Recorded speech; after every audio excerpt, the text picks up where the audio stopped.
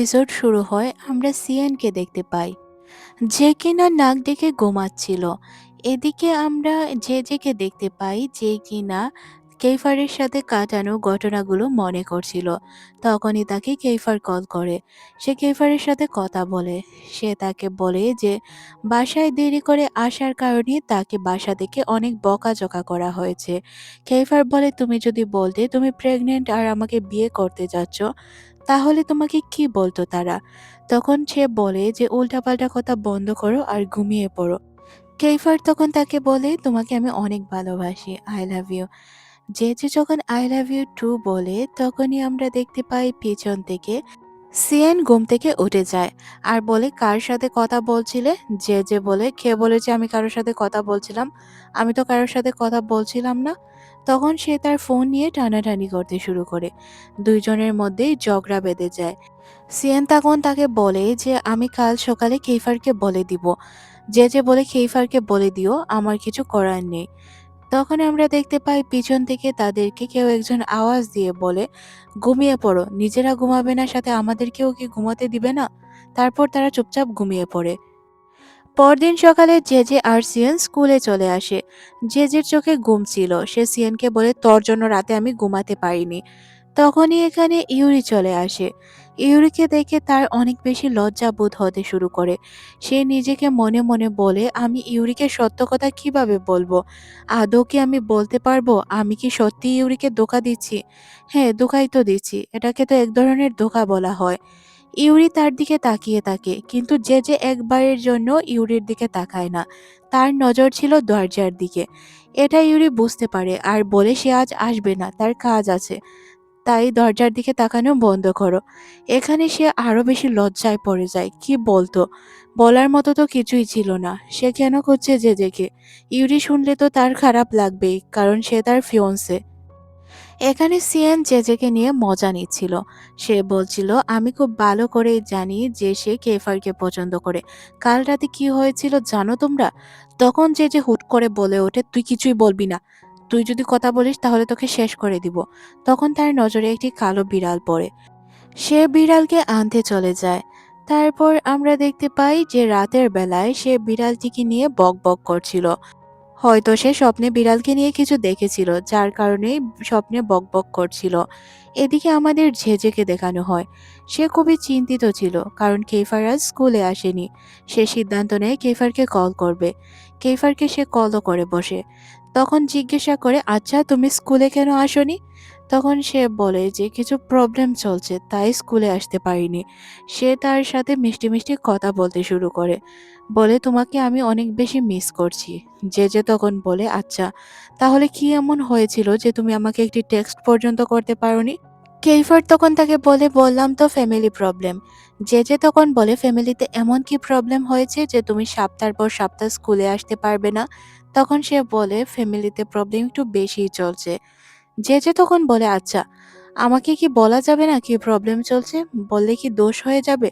তখন সে বলে, অবশ্যই বলা যাবে, আচ্ছা আমি তোমাকে বলছি। কাল সন্ধ্যার দিকে যখন আমি আমার বাড়ি ফিরি, তখন দেখতে পাই বাড়িতে সবকিছু অগোছালো, জিনিসপত্র ভাঙা। তারপর আমি আমার দুই ভাইকে ডাক দেই। সার্ভেন্ট সবকিছু পরিষ্কার করছিল।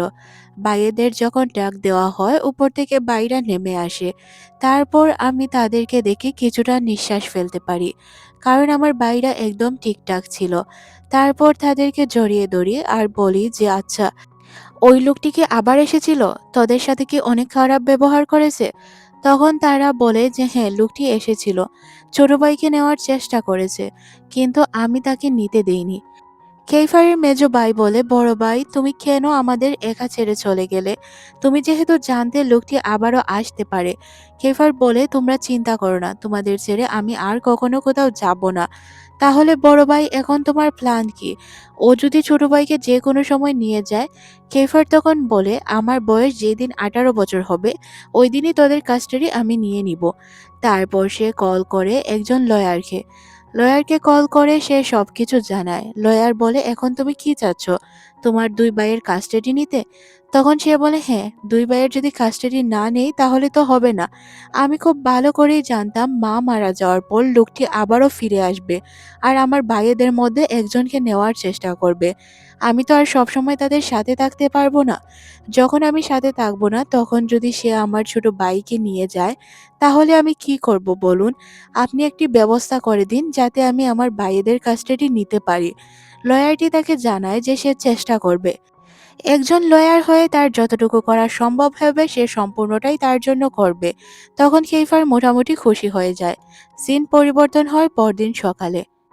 তারা তিনজন স্কুলের জন্য প্রস্তুত হয়। কালো একটি ভ্যান নিয়ে কিছু লোক আসে আর তিনজনের নাম ধরে জিজ্ঞাসা করে, তারা কি তোমরাই? তখন তারা বলে হ্যাঁ। তখন বলে, আমরা ওয়েস্টার্ন গ্রুপ থেকে এসেছি।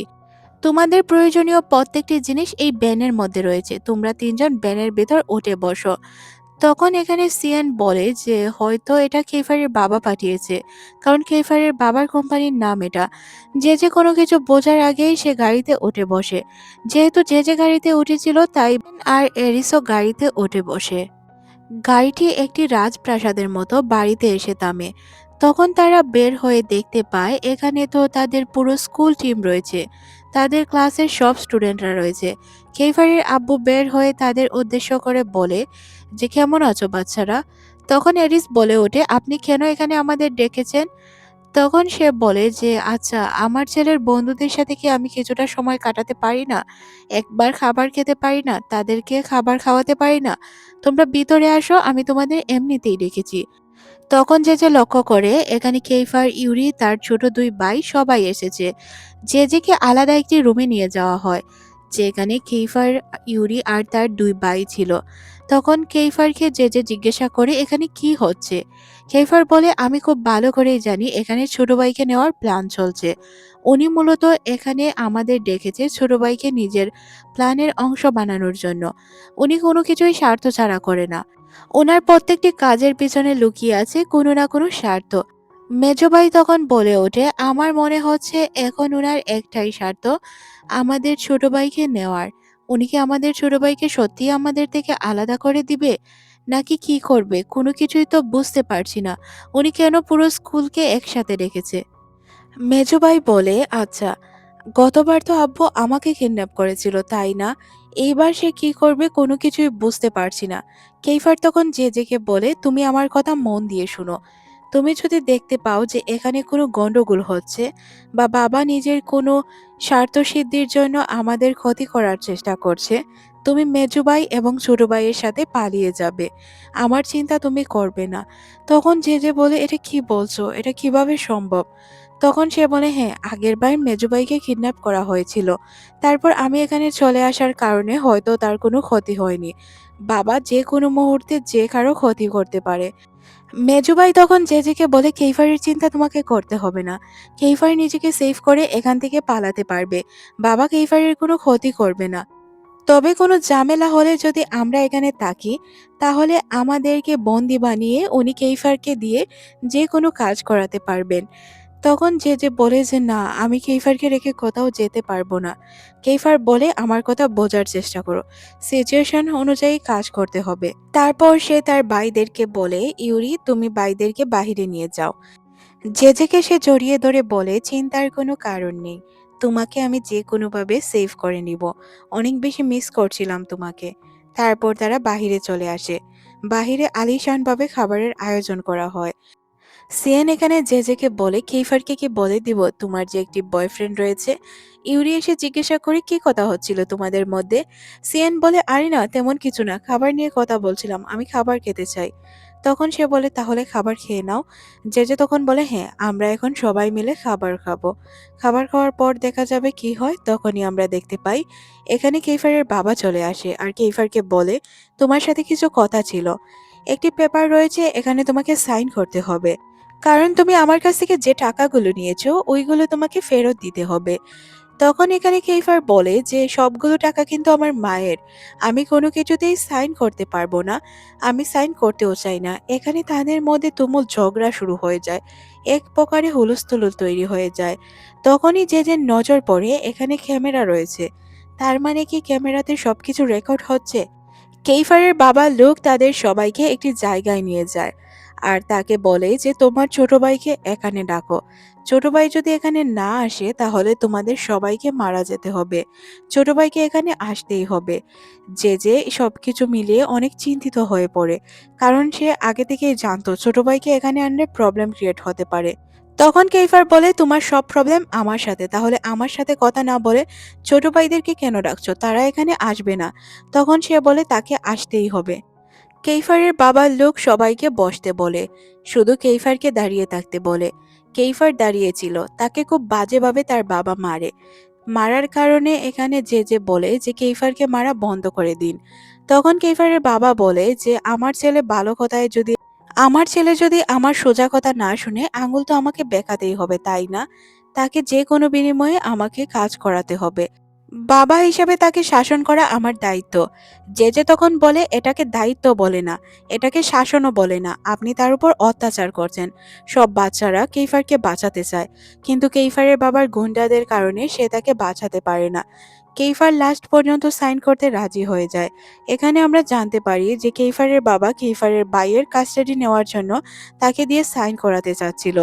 এখানে যে রেগে যায় আর তাকে থামতে বলে। জেজের দিকে তখন সে বন্দুক তাক করে। জেজে বলে, আপনার কি মনে হচ্ছে আপনার এই বন্দুকে আমি ভয় পাচ্ছি? ভয় পাচ্ছি না, কারণ আমি খুব ভালো করে জানি আপনি কোনো স্টুডেন্টদের খুন করতে পারবেন না। কারণ আপনি যদি আমাদের মধ্যে যে কাউকে খুন করেন তাহলে তো আপনার ইমেজ খারাপ হবে, সাথে আপনার কোম্পানির নাম খারাপ হবে, রেপুটেশন নষ্ট হবে। এটা তো আপনি চান না, তাই না? যদি এটা না চান তাহলে আমাদেরকে ছেড়ে দিন। এইভাবে আর কতক্ষণ আমাদেরকে বন্দি করে রাখবেন? বন্দি করে তো কোনো লাভও হবে না। তারপর সে তার লোকদেরকে নিয়ে চলে যায় আর তাদেরকে এখানে ছেড়ে দেয়। এখানে যে তখন মাটিতে লুটিয়ে পড়ে, মানে তার অনেক ভয় ছিল ভিতরে, কিন্তু সে এতক্ষণ সাহস করে কথা বলেছে, এটাই বেশি ছিল। তার বন্ধু বান্ধব এসে তাকে জিজ্ঞাসা করলে সে বলে, হ্যাঁ, অনেক বেশি ভয় পেয়েছি, কিন্তু এইভাবে যদি কথা না বলতাম তাহলে কি আমরা এখানে বাঁচতে পারতাম? এইদিকে আমাদের কেইফারকে দেখানো হয়, যে কিনা জেজেকে অনেক বকাঝকা করছিল। বলে, তুমি কি জানো এই লোকটা একটা জানোয়ার? সে কতগুলো লোককে আজ পর্যন্ত খুন করেছে। তুমি কেন তার সামনে গেলে? কেন এত জোরে জোরে কথা বলতে গেলে? তোমাকে কে বলেছিল এত বাহাদুরি দেখানোর জন্য?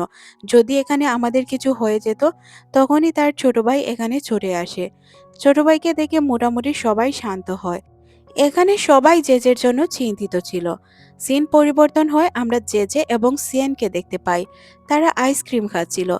কেইফার তখন জেজেকে টেক্সট করে, কিন্তু সে এইসবে পাত্তা দেয় না। তারপর আমরা দেখতে পাই সে আবারও আইসক্রিম খেতে শুরু করে। তখনই সিএনের ফোনে টেক্সট আসে।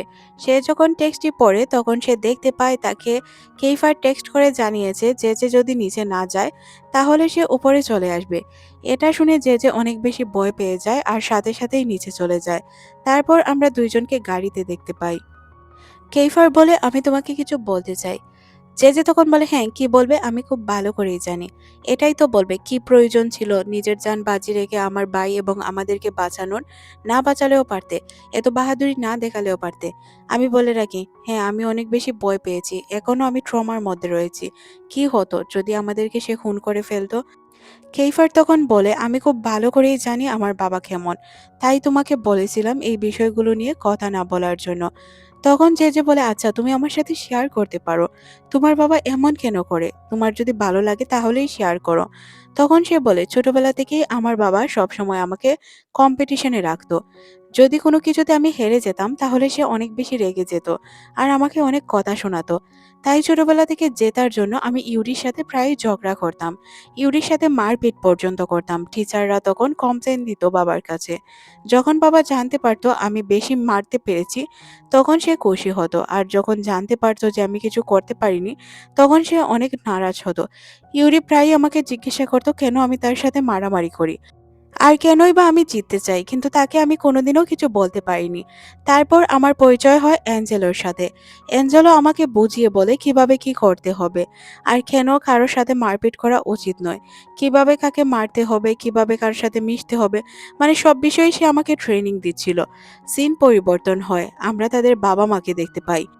কেইফার তখন বলে, আমার বাবার জীবনে যদি কোনো ইম্পর্টেন্ট জিনিস থেকে থাকে তাহলে সেটা ছিল টাকা।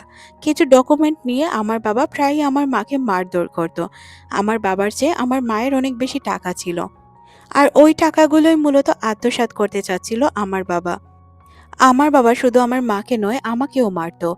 যখন আমি বাহিরে খেলতে যেতাম তখন আমার বন্ধুরা আমাকে জিজ্ঞাসা করত, "তোকে এত বাজেভাবে কে মেরেছে?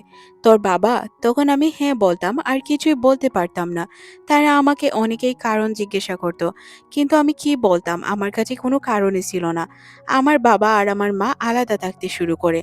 কিন্তু যখন আমার ছোট ভাই হয় তার ভাইয়ের দিকে তাকিয়ে আমার মা আবারও বাড়িতে ফিরে আসে। তারপর থেকে আমার বাবার অত্যাচার আরো বেড়ে যায়। উনি আমার মাকে আরো বেশি মারতে শুরু করে। একদিন যখন আমি আমার মাকে সেভ করতে চাই, তখন আমার বাবা উল্টো আমাকে খুব বাজেভাবে মারে। বাবা যখন আমাকে মারছিল, মা এটা সহ্য না করতে পারে সামনে চলে আসে। আর তারপর বাবা মাকে খুব বাজেভাবে মারে। এই মারের মধ্যে দিয়েই আমার মা শেষ নিঃশ্বাস ত্যাগ করে। এইভাবেই আমার মা মারা যায়। যদি তখন আমি এই অবস্থানে থাকতাম বা আমি এখন যেভাবে সবকিছু বুঝতে পারি, এই পর্যায়ে থাকতাম হয়তো আজ আমার মা মারা যেত না। আমি তখন ছোট ছিলাম তাই কোনো কিছুই করতে পারিনি। তারপর তার শুরু হয় আমার ভাইকে কিডন্যাপ করার প্ল্যানিং। একবার তো কিডন্যাপ করে নিয়েই গিয়েছিল কিন্তু কোনো কিছু করতে পারেনি। সে চাচ্ছিল আমার মায়ের সব সম্পত্তি সে নিজে ভোগ করবে। তাই সে মূলত আমার ছোট ভাইকে বারবার কিডন্যাপ করার চেষ্টা করে। তখন যে বলে, "আমি দুঃখিত। আমি কখনোই বুঝতে পারিনি তোমার জীবন এত কষ্টের। আমি মনে করতাম হয়তো আমিই এক দুর্ভাগিনী যার কপালে সবসময় দুঃখ লেখা থাকে। কিন্তু আমি কখনো বুঝতে পারিনি আমার জীবনের থেকেও খারাপ জীবন কারো হতে পারে। আজ তোমার গল্প না শুনলে আমি হয়তো জানতাম না তোমার জীবনে কতটা কষ্ট রয়েছে।" জেজে জিজ্ঞাসা করে, "আচ্ছা, তুমি তারপর তাদের থেকে দূর কিভাবে হলে?" তখন সে বলে তার বাবাকে সে নাকি বাসা থেকে বের করে দিয়েছে। জেজে বলে, "তোমার বাবাকে কিভাবে তুমি বাসা থেকে বের করে দিলে?" কেইফার বলে, "এইসব আনসার আমি দিতে প্রস্তুত নই। আমি তোমাকে যা বলার একবারে বলে দিয়েছি। এখন চলো তোমাকে বাসায় ছেড়ে দিই।" জেজে তারপরও তাকে প্রশ্ন করে, কিন্তু সে তার প্রশ্ন ইগনোর করে তাকে বাসার সামনে পর্যন্ত পৌঁছে দিয়ে যায়। যে তখন চিন্তায় পড়ে যায়। কিভাবে সে বাসায় পৌঁছাবে? অনেক বেশি ভয় পেতে শুরু করে। যাকে সে ভয় পাচ্ছিল সেই তার সামনে চলে আসে। আইরিস তার সামনে ছিল আর জিজ্ঞাসা করছিল, "কোথায় ছিলে? আজ নিয়ে আমি তোমাকে ২ বার দেখলাম। তোমার আর কেইফারের মধ্যে কি চলছে? তুমি যদি না বলো তাহলে আমি অ্যাঞ্জেলোকে বলে দিব।" তখন সে বলে, "আমাদের মধ্যে কি চলছে তা তো আমি নিজেও জানি না। তবে একটা জিনিস জানি আমি কেইফারকে পছন্দ করি। আর কেইফারও আমাকে পছন্দ করে।" আইরিস তখন বলে, "তুমি এসব কি বলছো? সে তোমাকে ইউজ করছে। তুমি বিষয়গুলো বুঝতেই পারছো না। সে তোমাকে কি বলেছে? এটাই বলেছে, তাই না? I love you. আমি তোমাকে অনেক বেশি ভালোবাসি। সারা জীবন তোমার সঙ্গ দিতে চাই। তোমার সাথে সারা জীবন থাকতে চাই। তোমাকে সারা জীবন আগলে রাখতে চাই।"